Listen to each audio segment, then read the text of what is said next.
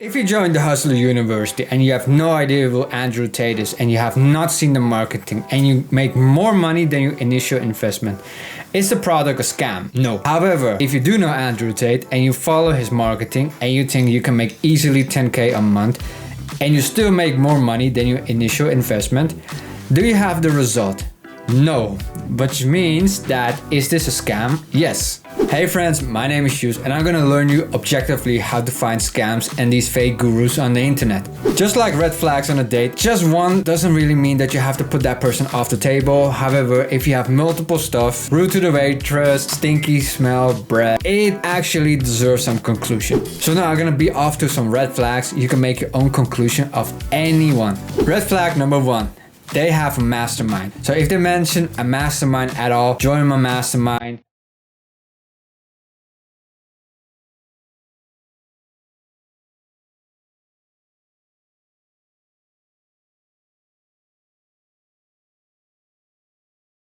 If they mention mastermind at all, just run for the hills. I don't even have to explain this. Red flag number 2, cars. Frequently include cars in their promo, films, constantly just showcasing how amazing their life is and how shitty your life actually is. So don't fall for it. You don't see people like Warren Buffett or Bill Gates showing off how much money they have, right? Because they don't need to. Also red flag number 3. This is when they say 9 to 5 is a scam. I don't know about you guys, but I know as my job as an accountant, it probably would have taken me 100 years to save that much. 4 reasons why having a 9 to 5 job is actually high risk. And they start doing the thing we talked about, go to school and get a job, right? Yeah. So with that, this was his lesson number 1, and the rich don't work for money. So this is a high pressure tactic. Basically, it's like you're gonna be the loser in a 9 to 5 job, or you can follow me because I know the path to freedom. And it's always like, I don't know guys, I'm sure it will take me 100 years to save this much money. This is the reason why working 9 to 5 is bad. It's actually hard risk. We're gonna discuss. And lesson number 1, the rich don't work for the money. Do you wanna buy my course? Red flag number 4, this is a live webinar. This is a big red flag because it's never live. It's always live recorded, but it's never a live webinar. So you can understand that if they can lie about a live webinar, what else can they lie to you? You see Danlog doing this a lot.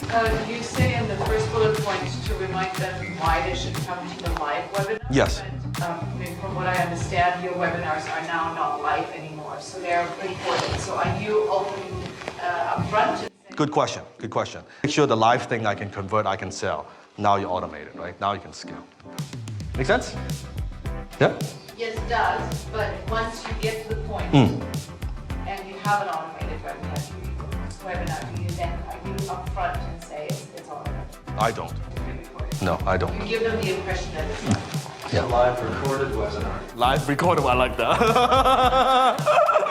Red flag number 5, they offer a paid course. A very huge red flag because I feel like I have to explain this so many times, like why does a millionaire with all this money needs to offer a paid course? Or is he making money by selling you how to make money? It's the oldest trick in the book. Red flag number 6, they are under 35. This one is a good indicator. I was really hesitant to put this because I'm under 35 myself. You have to put it this way. If you are a coach, life coach, expert in whatever field you are, you kind of have to have it done it all. And frankly, most people under 35, they don't have enough experience in life to be an expert at anything. In my opinion, life doesn't really start before 20, and then you need to have 10 to 15 years to be an expert at any field. I think that's reasonable. It doesn't necessarily mean that young people cannot do anything. However, if you have a 20-year-old millionaire making outrageous claims, you know something is wrong. Talking about outrageous claims, red flag number 7, financial history.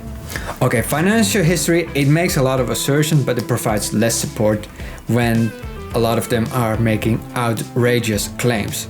I'm Brock Johnson. I went from $0 to $6 million in my first 6 months selling on Amazon. I have to add this, red flag number 8, YouTube and or Facebook ads.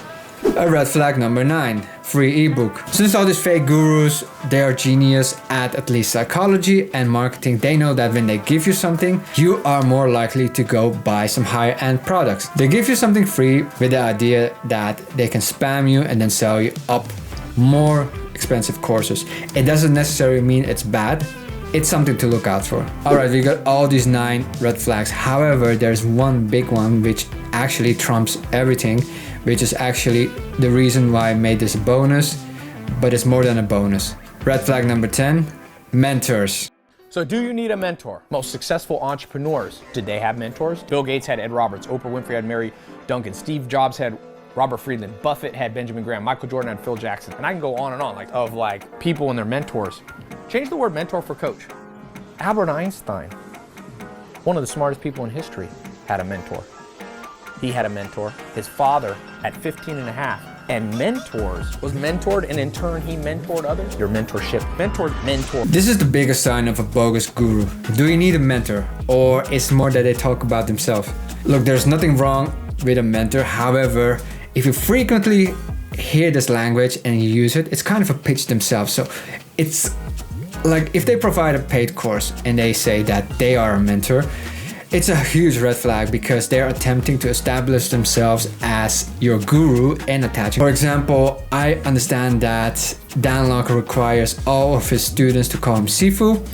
It might be a joke, however, when you are in his presence, it's kind of cringe and it's also quite offensive because this person is playing mind games with you, and since they are mentoring you, they automatically assume that they know what's best for you. I would argue that excellent mentors are fine ones who aren't necessarily looking after your money. Great mentors are out there, you can find them. However, they don't need to be online. They can be offline, they can be a teacher, they can be a friend, they can be an uncle who is familiar with you and know you well and will share your values. However, if this person starts to associate financial gain with this mentoring, that's a warning sign. Alright, combine everything together. How do we rate red flags? Well, here's what we do. If you have 1 to 2 red flags, it might likely not be a fake guru because you have to have a combination with more. You can give them a chance, you know, that's the thing. But if you have, like say, to 3 or 4, use caution because you know nothing about them. If they are over 5 red flags, be cynical because skepticism begins to set in this, and maybe you don't even know about the other red flags. So don't consider even paying for anything. However, if you see 6 to 9 red flags, just run away from that person because it's highly likely that this person is a scammer or a fake guru or whatever label you want to put in.